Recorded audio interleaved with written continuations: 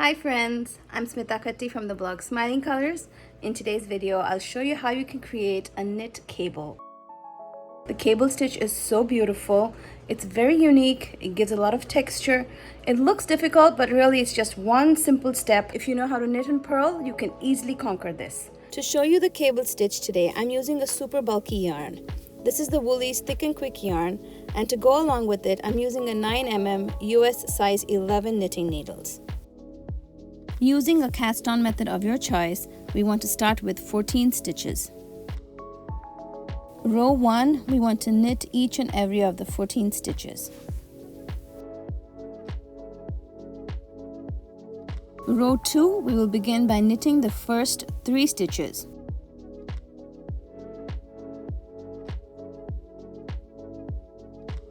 Next, we want to purl 8 stitches, and to do that, you want to move the yarn forward.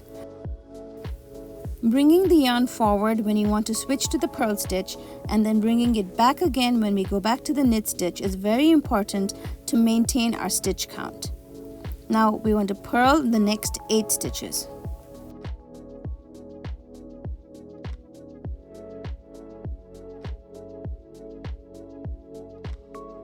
You want to move the yarn back now and knit the last 3 stitches.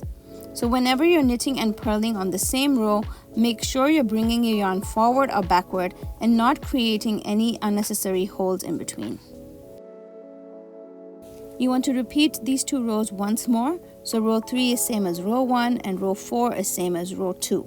And now we're ready to do the cable row.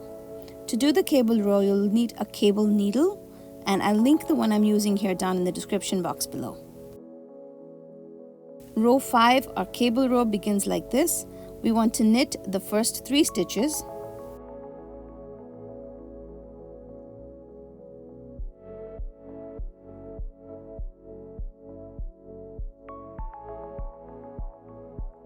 Now we want to slip the next 4 stitches onto our cable needle.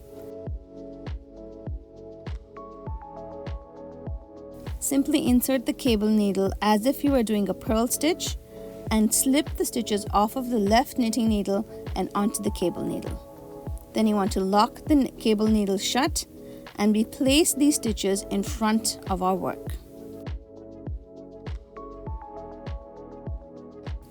Now we hold the knitting needles together and knit the next 4 stitches. The first stitch you really want to pay attention, pull the yarn tight and make a good tight stitch. You don't want to leave any holes there. You don't want to leave a huge space. Just knit it comfortably, but pull the yarn, making sure there's no gap in between.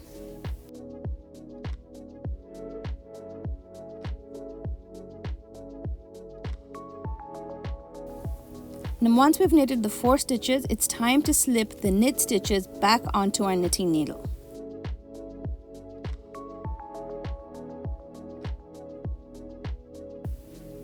So you want to push the stitches onto the tip of the cable needle and then slip them onto the left knitting needle.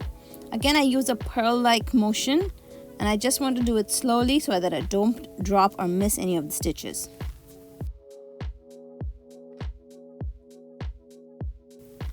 So now we've basically twisted these 4 stitches, and this is what creates the cable effect. The stitches might feel a little uncomfortable on the needle right now, and you might want to just twist the work a little bit until it feels a little comfortable to you. And then pull the yarn taut and knit the last 7 stitches. That's it. Our cable row is done, and once we finish this row and repeat this row, we just create a cable stitch beautifully.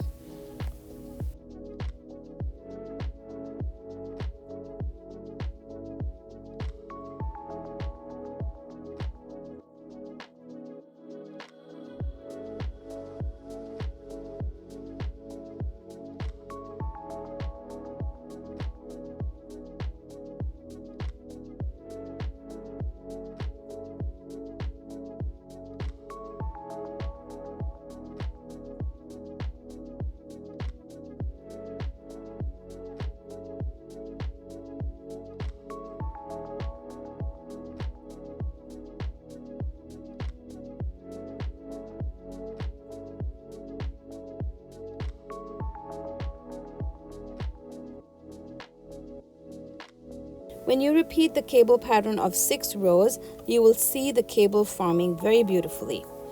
I'll show you how to do that once more. I'm making a pillow today, and here's what I'm doing. So for my pillow, I've started it already here, and I'm using a circular needle because I'm casting on 68 stitches.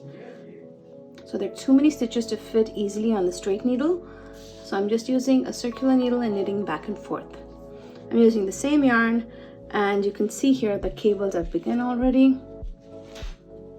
So I'm alternating cables of, this is a C8, that is 8 stitch cable, and a C6. And I have 6 cables all together on the top. And here's how I make the cables. You can find the written pattern on my blog. The first 3 stitches you knit, and then you want to make the cable. For the cable, the first one is an 8 stitch cable.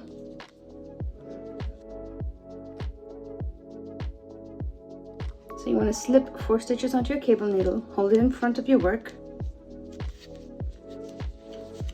knit the next 4 stitches,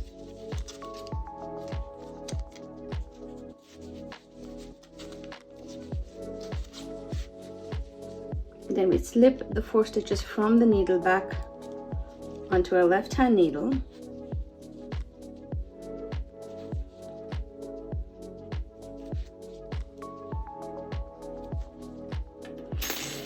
and then this part is kind of, you might have to stretch it a little bit, and then you just knit from there.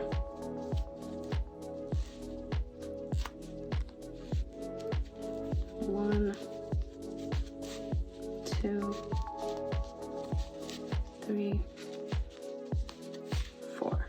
In between the cables I have just 4 stitches. Those go knit.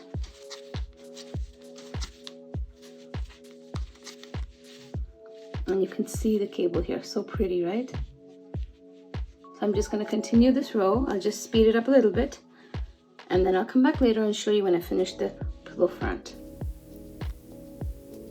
If only we could knit this fast in real life, am I right? This looks like magic when I speed it up. Here's my quick tip for you.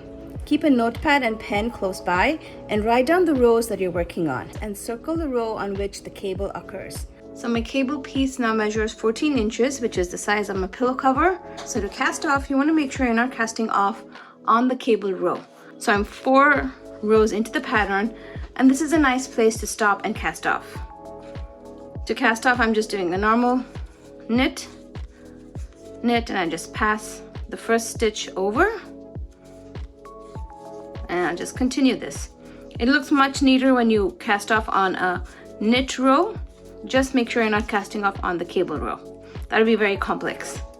For the back, I'm just using some felt. My pillow is 14 by 28, so I'm just going to trim it to about 15 to 29.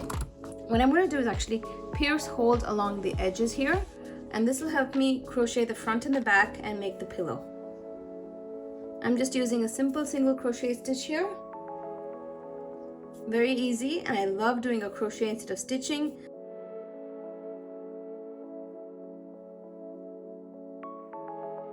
I totally love the way this cable pillow turned out. I love the texture of this yarn, and the cable just adds so much drama to it.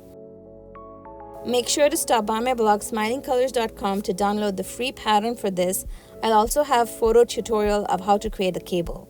Let me know in the comments below if you have any other questions, or if you simply liked today's project. I enjoyed crafting with you today, friends, and I hope you get some crafty time of your own.